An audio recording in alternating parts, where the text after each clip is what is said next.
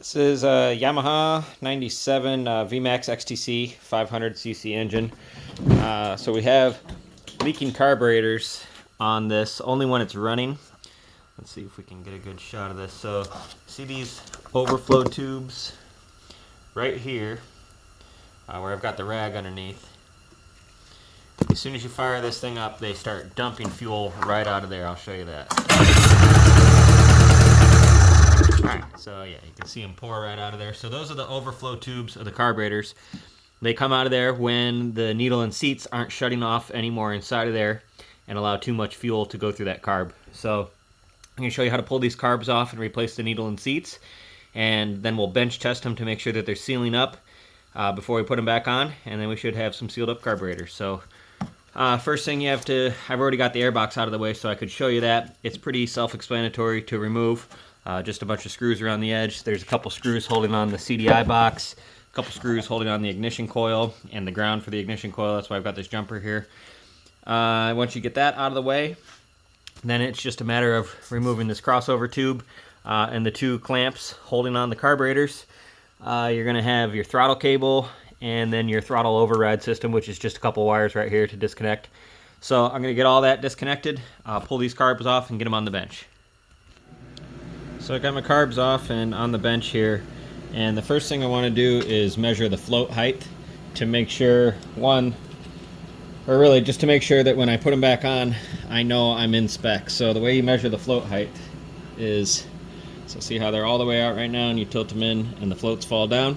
So basically we want it to where the float just touches the needle closing, and then you measure the distance from the surface right here to the top of the float bowl. So let me see if I can do this with the camera. So you get it to where it's just touching. If you turn them all the way over, you'll see the floats go even lower because there's a little pin on the end of the needle that can compress. So what you want is to where it just touches. A lot of times on these flat bottom carbs, you'll notice that it's even with the surface of this is right in spec. But it's always a good idea to measure it because so it's got the stock needle and seats in it. If you replace it with aftermarket needle and seats, that needle can be a different height. So now your setting that was correct before might be wrong with the new needle height, so you might need to adjust the float tab with a different needle and seat in there. So what's important is where this float sits inside the bowl, because that determines how much gas is inside of there. Okay, so get it to where it just seats.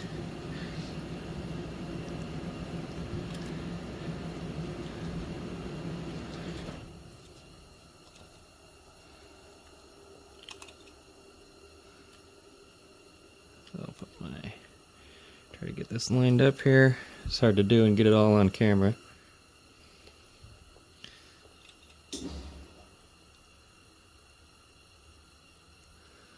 Okay, right about there is my measurement, so now I can turn this over and see what I have. So I know that's pretty hard to see on there, but I've got about 22 millimeters. The spec on these is 20 to 24 millimeters, so 22 would be perfect. So I'm going to pull these apart and then remeasure everything after I get the new needle and seats in there and make sure I'm good to go at 22 millimeters. So with these pins, I like to use an automatic center punch. It works great. So you're just going to want to keep your hand cupped on the other side so this doesn't go flying across the shop. But usually 1 or 2 punches and the pin comes right out of there. I say that and this one's good and stuck.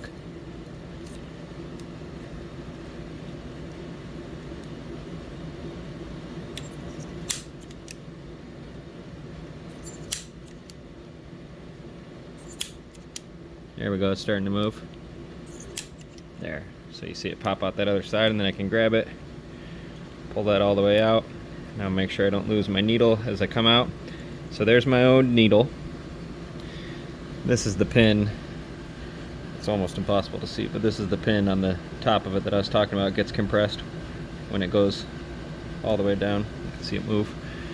Alright, so there's one side out. Now you'll see there's a set screw to hold this in. So you're just going to unscrew this set screw, grab this with a pair of needle nose pliers, and wiggle it out. There's an O-ring on the outside of it. Sometimes it's kind of stuck in there, but you just kind of wiggle it back and forth and pop that out. So let me get the screws out and then we'll continue. Alright, now I got my screws out, so I'm going to grab these with some needle nose. Oh, that one popped right out. Easy peasy. Also, when you're taking everything apart, especially like with the floats, you want to note which side goes to which, because these tabs might be adjusted differently depending on the side. I mean, they should be pretty close, but just keep track of everything. So this one I put next to this side, the other one I put next to the other side, and put them back as you took them out. It's just a good idea when working on carbs. So yeah, those O-rings are barely holding in there. Alright, so now I've got my new needle and seats, which I just realized are completely wrong, because these are thread-in style. So I'll be going back to order some needle and seats. So since I got the wrong needle and seats, I went ahead and polished these, which you can see in one of my other videos. Used some semi-chrome polish, a Q-tip, and a drill. I polished these seats. They're nice and shiny now. So I replaced the O-rings. I'm going to lube those up with a little 2-stroke oil and then put everything back together. I'm going to leave the floats off so I can bench test these. I'm going to hook up a little fuel tank to these, and I'm going to manually hold the float closed and see if it leaks. And then I'll put the float back on and see if it leaks. And if all that seems good, I'm going to go ahead and put them back on the unit, and we'll see if they don't leak when they're on the unit. Alright, so now I got my fuel bottle hooked up. Got my carbs higher than the bottle right now, so nothing's going to flow. I'm going to go ahead and flip these over. Make sure we got a good seal there. Okay, so now I'm going to hold this float closed.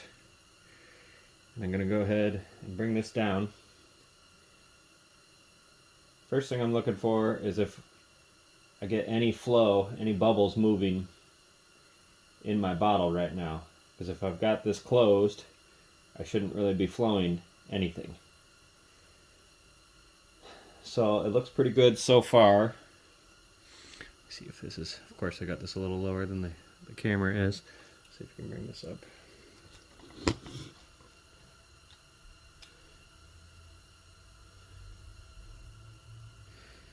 So it looks good so far.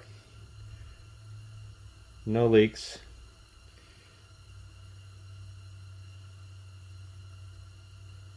So I'm going to open it, watch it flow just a bit, and then close it again. Yep. So I watched all my fuel move just a little bit in the line, then as soon as I closed it, everything stopped. So I like that so far. So I'm going to let that gas flow back down. I'm going to check the other side. I don't think the other side was leaking, but I went ahead and polished it just so we can be sure. Okay, same thing, holding the float closed. Come back down. I don't see any gas flowing. If I open it and close it, I see the gas flow. Alright, so that looks good.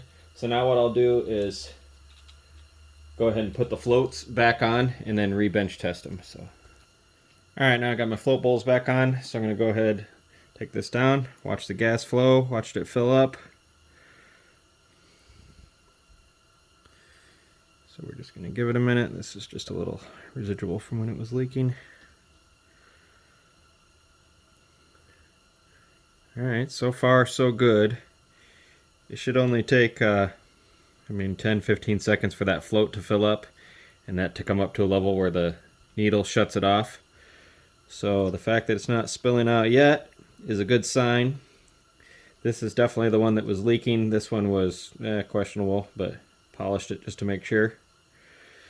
So just because it passes this test doesn't mean that it's going to be for sure good on there, because this is just a gravity feed. I'm not sure how many pounds of pressure this is, but on the unit you've got a mechanical fuel pump, so that actually adds a few psi of pressure. So that needle and seat needs to be able to hold that little bit of pressure. The fact that it holds with a gravity feed is a good sign, so I'm hopeful that we're going to be good. So this side is definitely not leaking, so I'm going to go ahead and lift this up above so I don't spill a bunch of fuel out since I'm gravity feeding. Get this on the other side. Alright, that's on. Lower it down, watch my fuel flow. You can see it flow in. And again, wait a good 30 seconds to a minute.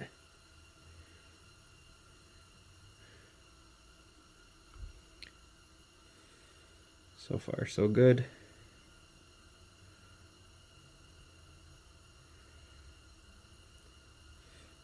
So a lot of times polishing those needle and seats takes care of the problem. All it takes is a little tiny piece of debris to make those leak. I mean, just the tiniest piece of nothing will make them leak.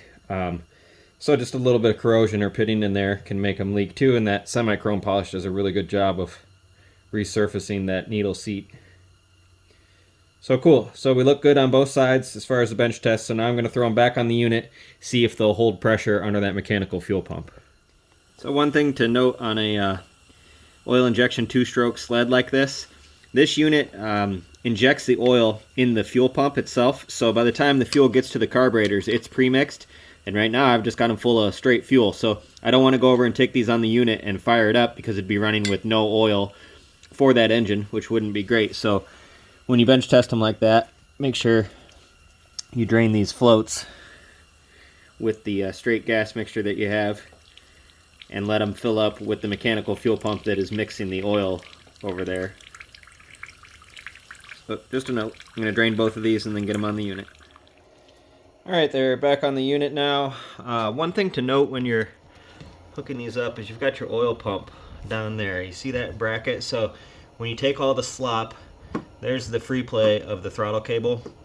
That little brass mark has a line in it. I know it's pretty hard to see. It has a line in it that, that's about the best angle I can get. There's a line in it that lines up with the line on that pump body. So that's how you know your oil pump is in spec, because that cable stretches, and what you'll get is that being way off like that. So make sure that those two lines line up when you take the play out of the throttle cable. If you need to adjust it, there's a cable that goes, or actually you just follow the cable up. That one goes down to the oil pump, follow that up. Right here under this rubber is two 8mm lock nuts, so you can take out the free play in that and you can adjust that cable right there. Always make sure your oil pump cable is in spec. So, alright, so we've got it hooked back up here. I've got my two overflow hoses sticking out here as best I can to make sure I don't see anything. Alright, so you can see the two hoses sticking out there. I'm going to fire it.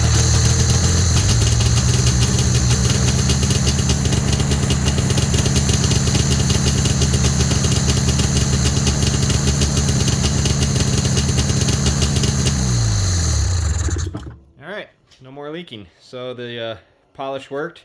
Now I've got some spare needle and seats for when I get the screw-in type, which is pretty rare. I'll probably use those in 10 years, but what are you going to do? At least I got it fixed and can get it all back together today. So thanks for watching.